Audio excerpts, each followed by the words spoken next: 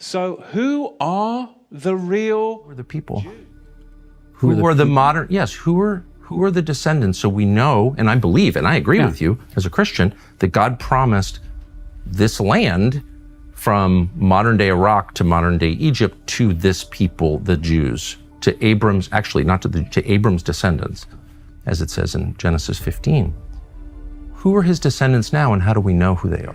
But then if I'm going to go forth and say, well, you know, those that say that they are Jews but are in fact not, but are the synagogue of Satan, and the Ashkenazi are in fact not Jews, they are sons of Gomer, Japheth, they're not even Shemites. Many people have come to me and said, well, who are the real Jews then? Where are the Jews and what's going on? So I think it's fair to ask, who are they and how do we know? So the current prime minister's ancestors weren't from here within recorded history. He has no deed. Bibi Netanyahu, on one side, his family's from Poland. They're from Eastern Europe. So how do we know that he has a connection to the people who God promised the land to, Abram's descendants? How do we know that? As I said, 92% of the people that say that they are Jews today are in fact Ashkenazi. Netanyahu's parents did not speak Hebrew. Okay, they didn't live in this region. Netanyahu, the founders of this country, were mostly secular. Some of them were avowed atheists. They were not praying for the peace of Jerusalem. They weren't praying at all because they didn't believe in God. There's no genealogy linking their families to the people of this land 3,000 years ago. They're not. Because what's happened is the Ashkenazi are in fact occupying the tents of Shem, the real Shemites. Shem's not there. It's the Zionist occupiers that are there.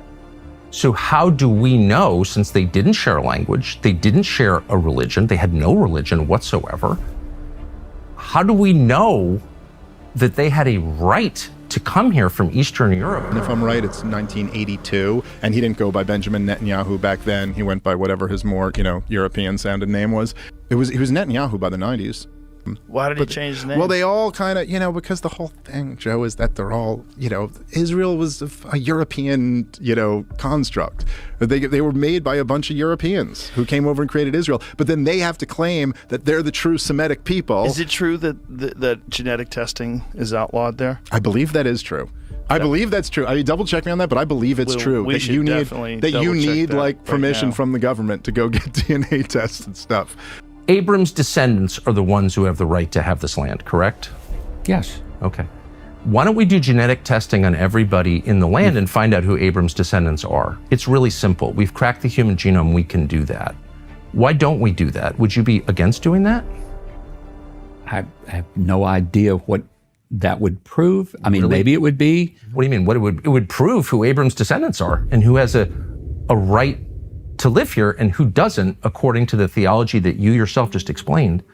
And so I'm very confused as to why we don't do that. Well, this is the problem with the term Semitic. Mm-hmm. Because if these are European Jewish people, this is not the exact same genetics. That's right. And genetic testing heavily is regulated. Heavily. Here, you can fucking get it at Walgreens. That's right. Yeah. If you wanted if a human being has bodily autonomy and you want to find out where your ancestors came from, why wouldn't that be? Would we do that all over the world? Well, and everybody this is the only country in the Brits? world that you've said has this covenant with God, that this people have a moral and legal right to the land. What about people who convert to Judaism? Would they have a right? Well, you've just said. I mean, that there are it's not converts to Judaism, so you just told they me can make Aliyah. They may not have. You've just DNA. told me that it doesn't matter. You told me moments ago, trying to keep track, that it doesn't matter whether or not you believe in God or whether or not you practice Torah Judaism or Rabbinic Judaism, which is something else that I don't even know if we should. I don't even know what that means. But it doesn't matter whether you're, quote, a religious Jew or not. What matters is that you are part of the Jewish people to whom God gave this land that extends from the Nile to the Euphrates. And so if you believe that, wouldn't you want to know with a burning passion who those people are? And because of science, we can now know who those people are. So why aren't we finding out? What do you think?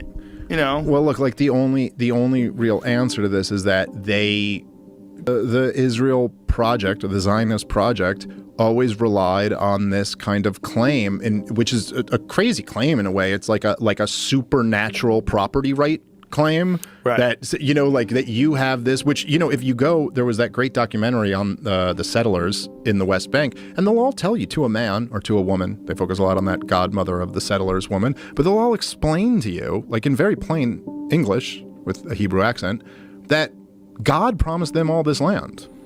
And so, like, God promised us all this land. So, like, I don't know who these other people are here, but God didn't promise it to them. He promised it to us. And so, well, let's just say, hypothetically, if, say, the truth is that the Jews of 2,000 years ago weren't actually kicked out of the land, but in fact, they were forced to convert, and that actually those people who you're saying were never promised the land are actually the people who were promised the land and then converted to Islam, and in fact you're just some European who came in here way after that.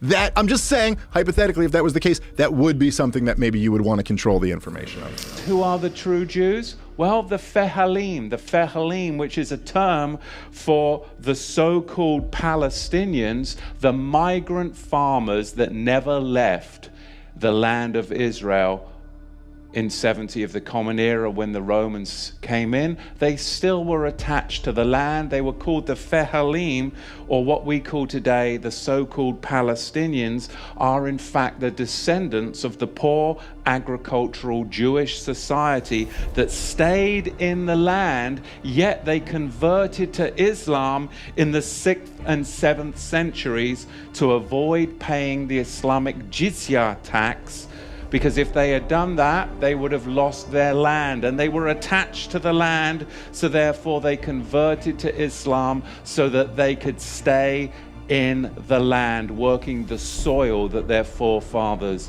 worked. This is recognized in 1918 by the historians David Ben-Gurion, who of course was the future Prime Minister of Israel back then, and Yitzhak Ben-Zvi, the future President of Israel. Both of them historians recognize this fact. Today, of course, it's buried in your history books. But what about the affluent, regal Jews that weren't connected to the land? Because we've addressed who the poor migrant workers are, the Fehalim. But not everyone in the tribe of Judah was connected to the land.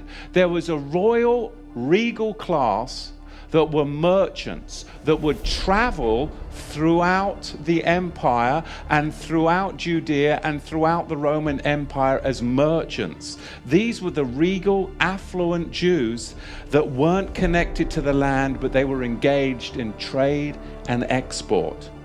Who are they? And where did these royal nomadic Jews migrate to?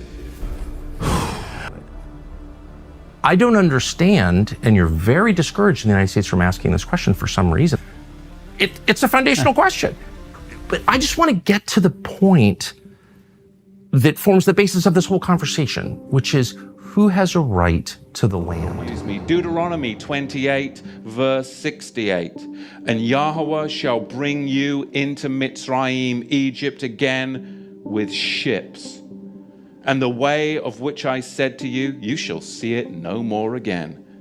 And there you shall be sold to your enemies for slaves and female slaves, and no man shall buy you. And that is what happened to the regal class of the house of Judah. The history of slavery? Why? Ask the bloody question. Why are they only teaching you the history of slavery as far back as the 16th and the 17th century? Why are they only going that far back? Because they don't want you to go farther back than that, because then you'll actually find out the truth. And you've got to understand and question, why do they do this throughout the whole of America, in all the public schools? Why do they only go back as far as the 16th and the 17th century to talk about slavery? Because Islam Islam designed infernal slavery, and then the Ashkenazi Khazars, those who say they are Jews and are not, are the ones that marketed it, and the regal Negro nomads exiled from the kingdom of Judah were the main recipients of it at the hands of the indigenous black Africans. Because you've got to understand, the regal class of the house of Judah came down from Israel, and they came into the land of the black Africans. And the black Africans resented the regal class of the house of Judah in their land because they had laws, they had customs, they had civility. And they were a regal class of Negro that came down into Africa. And later on, it was the Ashkenazi, the Islamic slave traders as well, that then worked together with the indigenous black Africans to enslave the regal house of Judah. This is what we've got to understand, but you've got to go back before the 16th century to understand the roots of it. And there were white Ashkenazi Khazar ship owners. There were the buyers and the sellers. And they're not going to fill you in on all of this, but really you've got a 4-tier system. Number one, you have the Negro nomads that were exiled from the kingdom of Judah. Number two, you had indigenous black African hunters that resented the regal Negro nomads that had come into their territory with their own customs, with their own laws that were different and would not assimilate into their tribal culture. They were their own tribe. They were the regal house of Judah. And number three, you had Islamic trappers that worked with the indigenous black Africans to trap the regal Negro house of Judah. And then you had them sell them to the Ashkenazi ship merchants, along with many Portuguese and British Ashkenazi. You see, it's just like Al-Qaeda today. Or is it ISIS? Or is it ISIL? Or is it IS? I mean, right? Let's just change the name as much as possible to throw you all off so you really don't know what's going on.